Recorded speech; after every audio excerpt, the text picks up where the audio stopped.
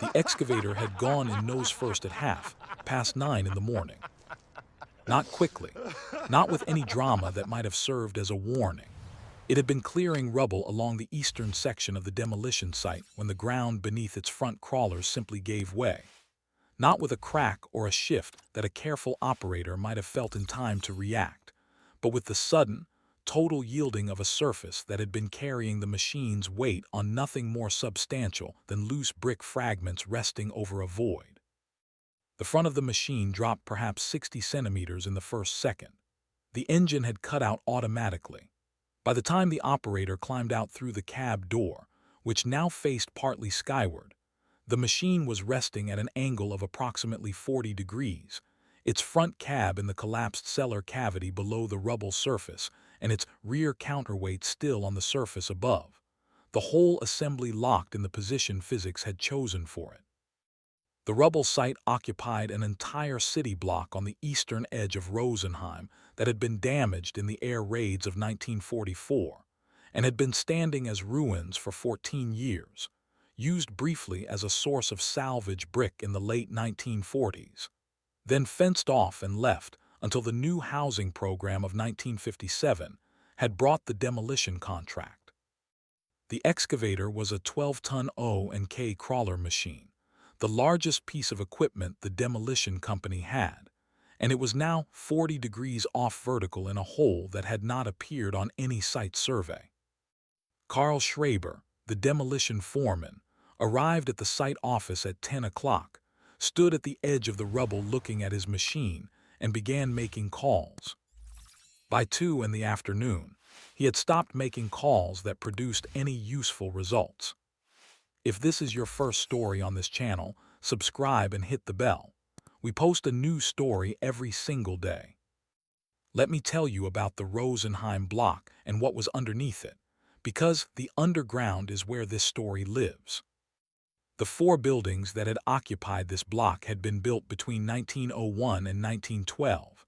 Solid pre-war construction, brick over concrete foundations, each building with a full basement level, and under the largest commercial building on the corner, a substantial vaulted cellar running the full footprint of the structure.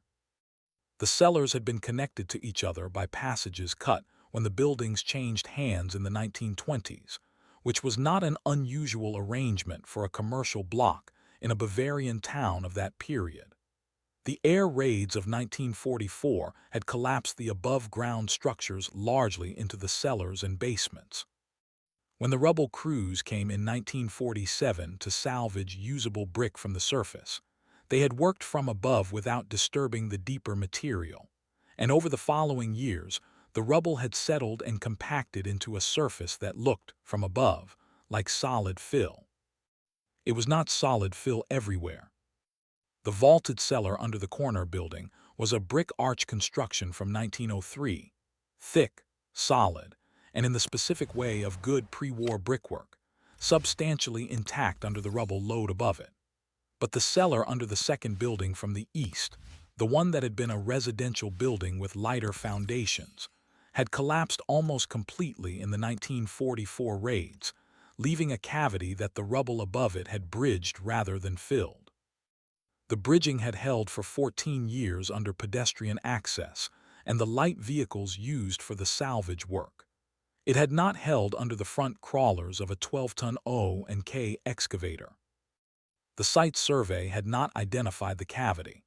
The soil engineer who prepared it had been working from surface observations and a review of available pre-war building records, which were incomplete. He had noted the presence of probable basement structures without being able to determine which were intact and which had collapsed. He had recommended proceeding with normal demolition equipment. The recommendation was technically defensible. It was also wrong in the specific case of the second building from the east. Franz Berger had known this building. He had known all 4 of them.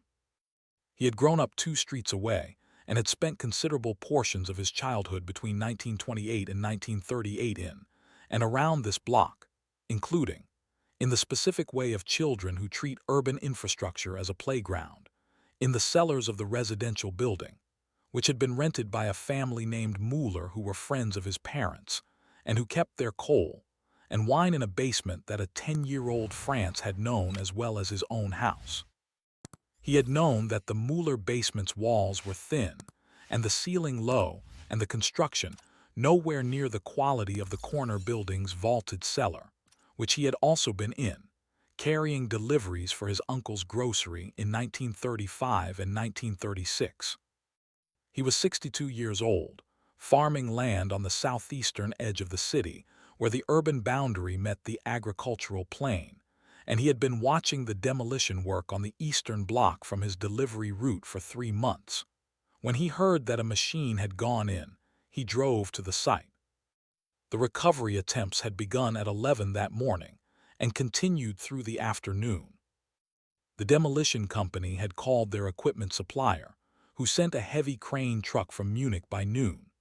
The crane truck had attempted to position itself on the rubble surface south of the stuck excavator, and had sunk its rear outrigger pads into the rubble on the first attempt, the pads pressing through the surface material and finding nothing solid for approximately 40 centimeters before striking a remnant brick layer.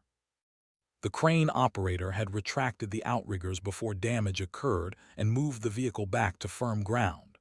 A second excavator, 8 tons, had been brought to the north approach and had managed approximately 6 meters of progress before the operator, feeling the surface shifting beneath the crawlers, had stopped and reversed. He had made this decision independently, without being told to, which suggested that the decision was correct.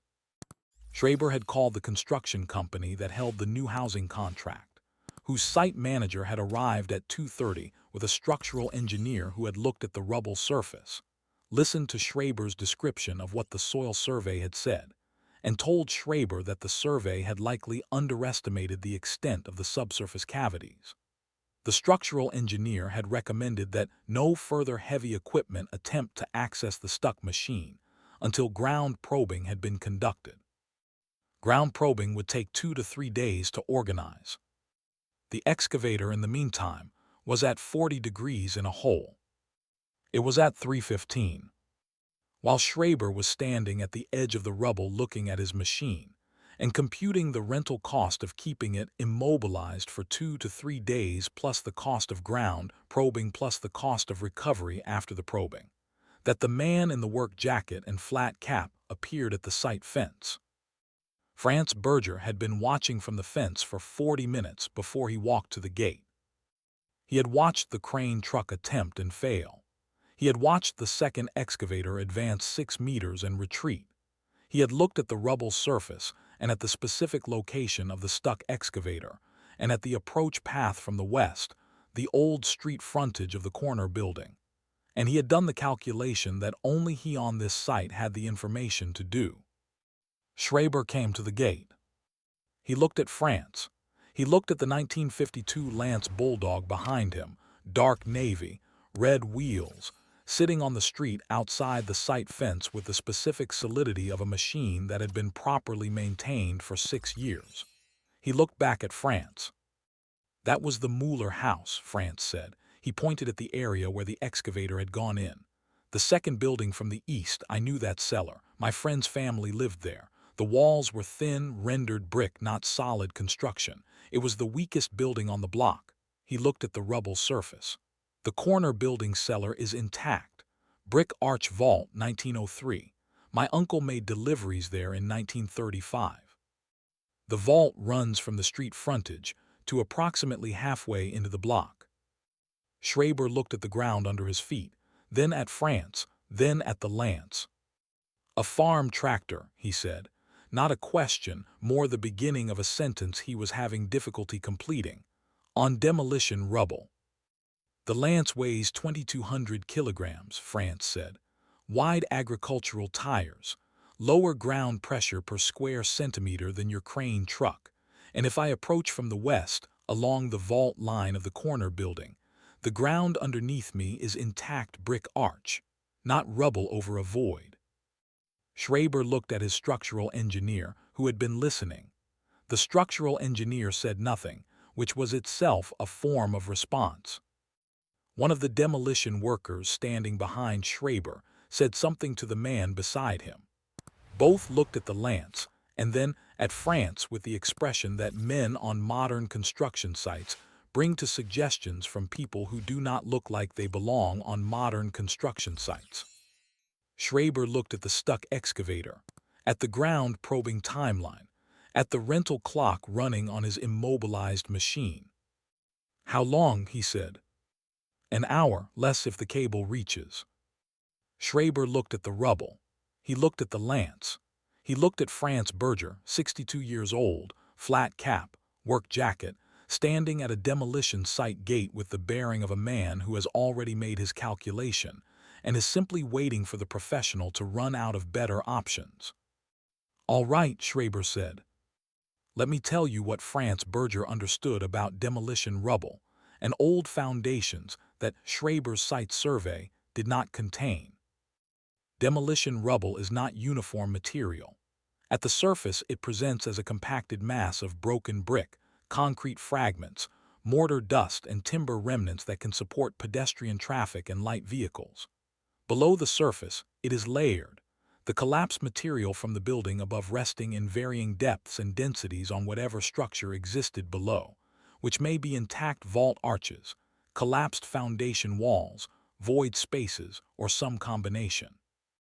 The bearing capacity of this material under a point load, a crane outrigger pad, a crawler track pressing at a specific location, depends entirely on what is directly beneath that point. This is why the crane truck's outrigger had sunk and the second excavator had retreated. Both had been operating on the eastern section of the site, over or near the collapsed Mueller basement.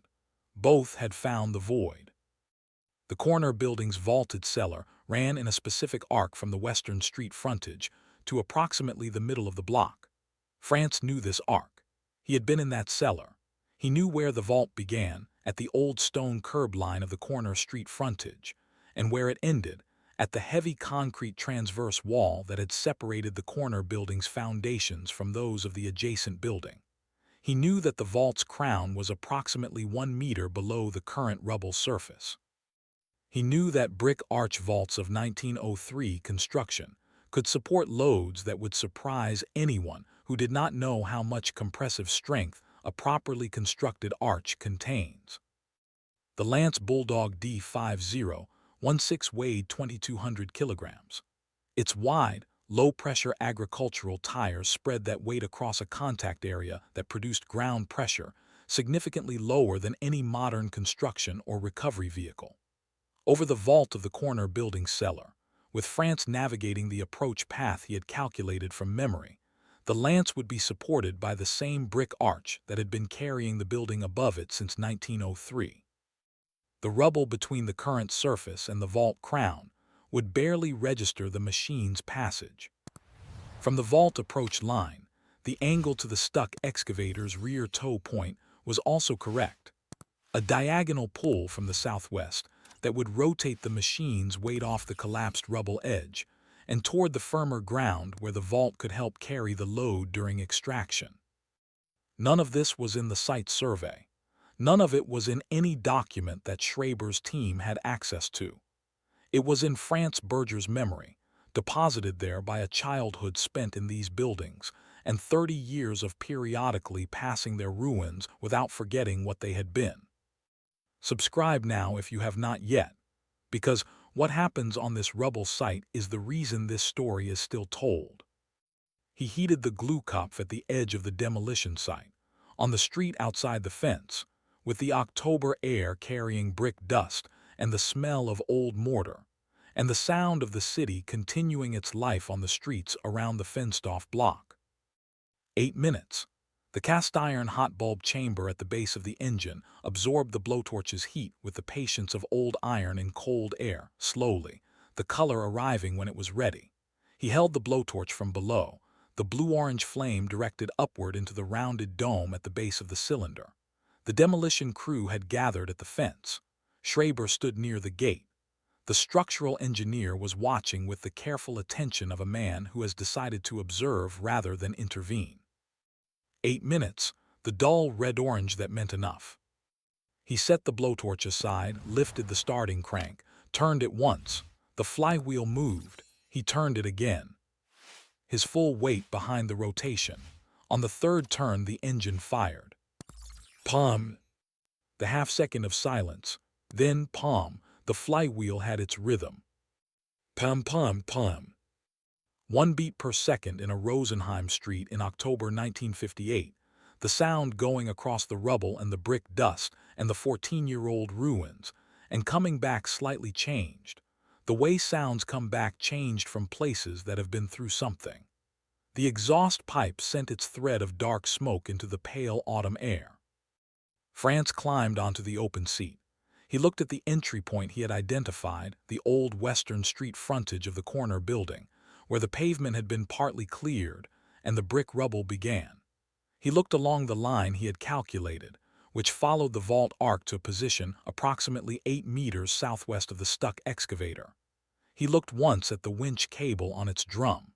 He drove through the site gate and onto the rubble. The approach from the west felt different under the tires than the approaches the crane truck and second excavator had attempted. Franz could feel it through the seat and through the handles, the difference between rubble over a void, which gives slightly and uncertainly under load, and rubble over a solid brick arch, which gives not at all. The vault beneath him was doing what a brick vault has always done, spreading the load laterally through the arch structure into the supporting walls, keeping the surface above it stable. Pum, pum, pum. He reached his calculated position. He stopped. He checked the angle to the stuck excavator's rear toe point. He climbed down. He walked across the rubble surface, careful, testing each step, staying on the vault line to the rear of the stuck machine. He attached the winch cable to the toe point on the excavator's counterweight frame. He checked the cable twice. He walked back to the Lanz. He climbed on. He engaged the winch drum. Hit the bell and subscribe. New story every single day. Pum, pum, pum. The cable tightened. The engine note did not change. The flywheel turned. The winch drum collected cable at its steady pace. The torque between strokes stored in 80 kilograms of spinning iron and released smoothly into the drive. The cable went from slack to taut. For 4 seconds, nothing moved. Then the excavator moved. Not righting itself, not yet. The first movement was a rotation of its mass around the lower edge of the collapsed cavity wall, the rear counterweight rising fractionally as the cable drew it toward the southwest, the front of the machine pressing slightly deeper into the rubble as the geometry shifted. This was the correct sequence. Franz had known it would move this way, the rear before the front, the counterweight before the cab, the whole machine pivoting around its lowest point before it could begin to rise. He held the throttle exactly where it was. The cable was taut. The flywheel turned. The rubble under the Lanz's tires was quiet, the vault holding everything Franz had expected it to hold. 8 centimeters. The rear counterweight had risen 8 centimeters. The front of the machine was no longer pressing deeper. The geometry had changed enough that the front was now stationary, no longer finding new rubble to displace. 12 centimeters. The excavator's angle had changed from 40 degrees to approximately 32. Then the operator, who had remained in the cab because Schreiber had told him to stay ready, felt the change in the machine's angle and engaged the slewing ring to redistribute weight, rotating the cab structure to shift mass toward the rear.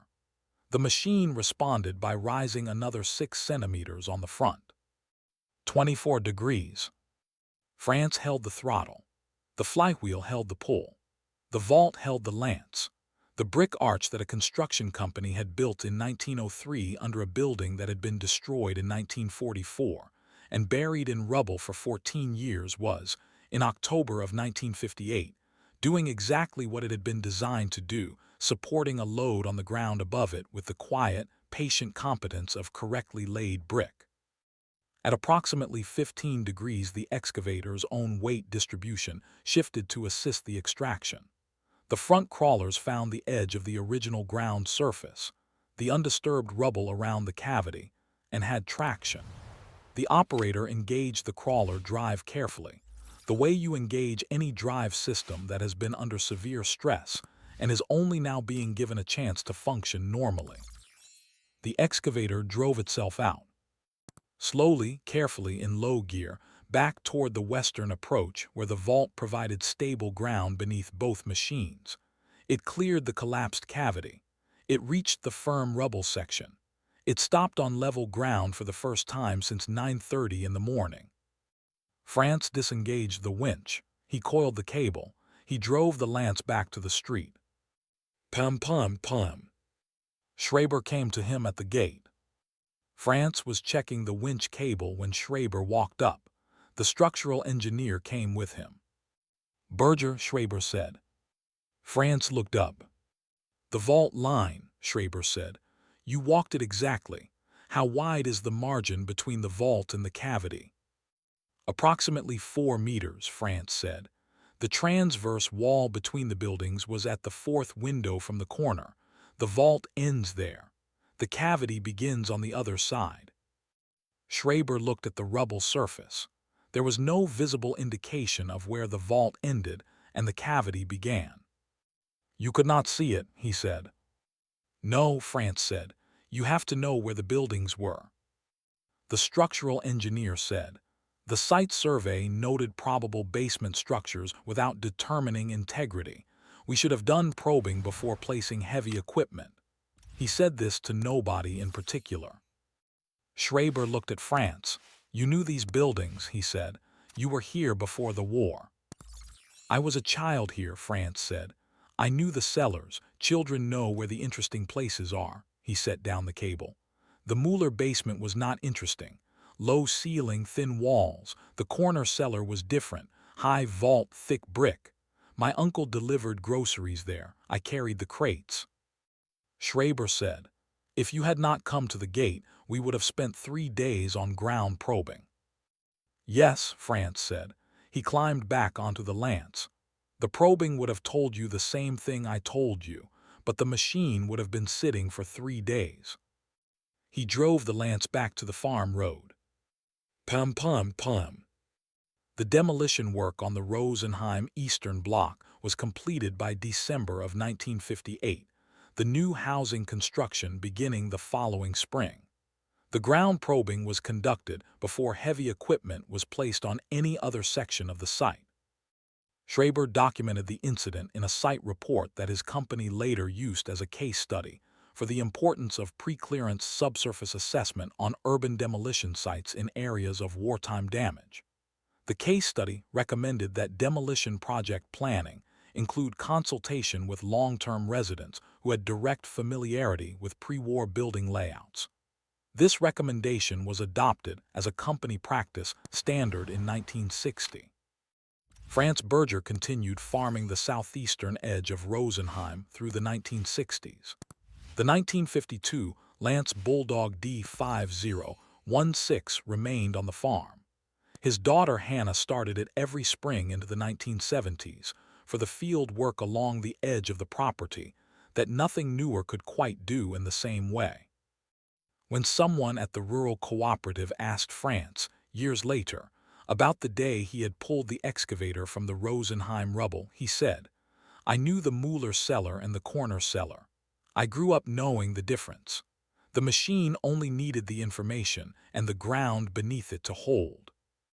The Lanz fired on the third turn of the crank every year. Pum pum pum.